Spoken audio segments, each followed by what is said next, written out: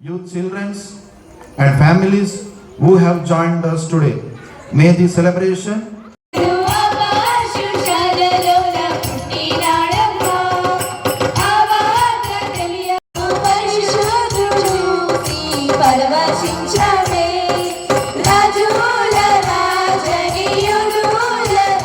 ప్రభు మేము నడవడానికి మీరు చూపించిన కృపకై మీకు వందనాలు తెలియజేసుకుంటున్నాం నాయన. మీ యొక్క కృప మాకు చాలు నాయన.